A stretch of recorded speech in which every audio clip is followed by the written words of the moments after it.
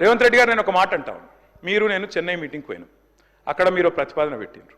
పెడితే నేను మీ పార్టీని కాదు, మీరు నేను ఇక్కడ ఉప్పు నిప్పులకి కొట్లాడుకుంటాం. ఆడ పోయినాక నేను మిమ్మల్ని గౌరవించి మా ముఖ్యమంత్రి గారు చెప్పిన మాట కరెక్టు, 33% కాదు 36% ఇవ్వచ్చు అని చెప్పిన. ఎందుకంటే నాకు ఆ సంస్కారం ఉంది. హద్దులు దాటినాక, సరిహద్దులు దాటినాక నువ్వు మా ముఖ్యమంత్రి కాబట్టి నేను కాపాడాలి, నేను గౌరవించాలి, నీకు డిఫెండ్ చేయాలి, అది నా బాధ్యత. కానీ ఇక్కడికి వచ్చిన తర్వాత కూడా మీరు ముఖ్యమంత్రి పదవిలో కూర్చున్న తర్వాత కూడా గంత ఫ్రస్ట్రేషను, గని రంకెలేస్తే కుదరదు. ప్రతిపక్షాల మీద మాటలతో డైలాగులు దాడి చేస్తా, పంచ్ డైలాగులతో దాడి చేస్తా కుదరదు. పరిపాలన అంటే పంచ్ డైలాగులు కాదు. పరిపాలన అంటే ఇప్పుడు మీరు చెప్పిన కష్టాలన్నీ ఉంటాయి. పరిపాలన అంటే ఇప్పుడు మేము 2014లో మేము కూడా ఆడికి వచ్చినాడు, ఇవన్నీ కష్టాలతోనే మేము కూడా స్టార్ట్ చేసినాం. మెల్లమెల్లగా ఒక్కొక్కటి సెట్ చేసుకుంటేనే వీడి దాకా వచ్చినాం. I wish you the best Revanth Reddy గారు. కానీ దయచేసి మీరు అన్నారు కదా కక్ష సాధింపు లేదు. కక్ష సాధింపు లేకపోతే నేను అడుగుతున్నా అధ్యక్ష, ఎందుకు రద్దు చేసినారు అధ్యక్ష? మేము తెచ్చిన పథకాలని, మేము తెచ్చిన ప్రాజెక్టులను. అప్పటికే ఎయిర్పోర్ట్ మెట్రో టెండర్ అయిపోయింది. రేవంత్ రెడ్డి గారికి ఒకటే కోపం ఏంటంటే వీళ్ళు తెచ్చిరు, నేను రద్దు చేయాలి, చేసి పారేసిండు. ఓకే, నో ప్రాబ్లం, ప్రభుత్వం మీది, మీ ఇష్టం. ఫార్మా సిటీ రద్దన్నారు, ఫార్మా విలేజ్లు ముద్దన్నారు. ఏమైంది అధ్యక్ష? మీ సొంత నియోజకవర్గం రేవంత్ రెడ్డి గారు కొడంగల్లో ఏం జరిగింది? ఈరోజు నేను అడుగుతా ఉన్నా అధ్యక్ష, ముఖ్యమంత్రి గారు తప్పు కాదు, ఆయన బిజీగా ఉంటాడు సహజంగానే. ముఖ్యమంత్రి అంటే ఆయనకు నిజంగా కూడా 18 గంటలు కాదు 24 గంటలు పని చేసినా కావాల్సినంత పని ఉంటుంది. కానీ ఏం జరిగింది రేవంత్ రెడ్డి గారు? మీకు మరి లగచర్లలో ఒకటి పెట్టాలనుకున్నప్పుడు ఏం చేయాలా? మీరో మీ బ్రదరో లేకపోతే మీ నాయకులో అందరు కలిసి కాన్ఫిడెన్స్లో తీసుకొని వాళ్ళను అట్లా కాదు ఇట్లా అని ఒప్పించి మంచి జరుగుతుంది మనకని చెప్పి ఒప్పించి చేయాలి. కానీ మీరేం చేసిండ్రు? వాళ్ళు ధర్నాలు చేస్తే పట్టించుకోవాలి, రాస్తారోకలు చేస్తే పట్టించుకోవాలి. 9 నెలలు అక్కడ టెంట్ పడితే పోయిన వాళ్ళు లేరు, అడిగిన వాళ్ళు లేరు. ఆఖరికి అధికారులు పోతే లొల్లయింది. ఆ లొల్లిని మాకంటగట్టి మేమేదో చేసినామంటే నేను రేవంత్ రెడ్డి గారికి విజ్ఞప్తి చేస్తున్నా, మీరు మీరు మీరు మీ ఇంగ్లీష్ అనేది నాలెడ్జ్ కాదు. 4 ఇంగ్లీష్ ముక్కలు ఆయనకు రావచ్చు, నేను 4 ఇంగ్లీష్ ముక్కలు కానీ ఈ ప్రపంచంలో చైనాలో ఉండేవాడికి ఇంగ్లీష్ రాదు, జపాన్లో ఉండేవాడికి ఇంగ్లీష్ రాదు, జర్మన్లో ఉండేవాడికి ఇంగ్లీష్ రాదు. కానీ ఈరోజు చైనా, జపాన్, జర్మన్ ప్రపంచాన్ని శాసిస్తుంది అధ్యక్ష.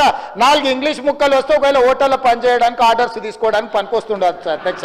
బట్ట షాప్లో బట్టల అమ్మనికి పనికొస్తుండొచ్చు.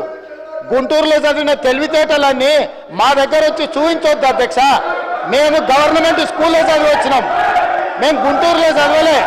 మా తెలుగు మీడియంస్ అధ్యక్ష, తెలుగు మీడియము గ్రామీణ ప్రాంతాలలో గవర్నమెంట్ స్కూల్లో చదువుకొని వచ్చినాం అధ్యక్ష.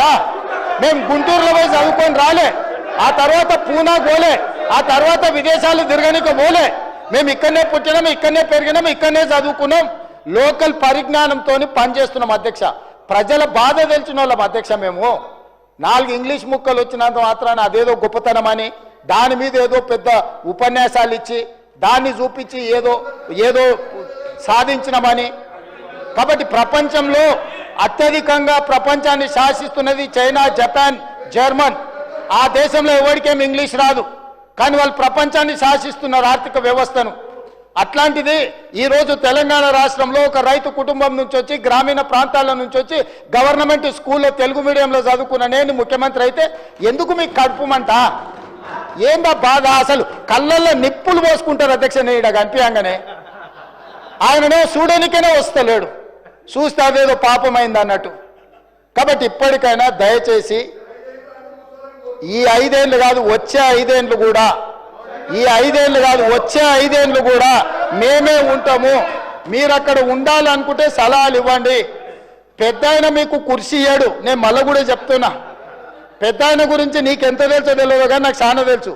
వెనకటికి నీకు కూడా చెప్పిన, నువ్వు ఆశించకని. ఇప్పుడు కూడా నేను చెప్తున్నా, పాపం ఉండనియండి, పెద్ద మనిషి తెలంగాణ కోసం కొట్లాడిండి అని మీరే చెప్తారు. ఆయన కుర్చీ మీద కన్నేస్తారేంది మీరు ఇద్దరు కలిసి? ఎందుకు ఆయన మీద పగబట్టారు?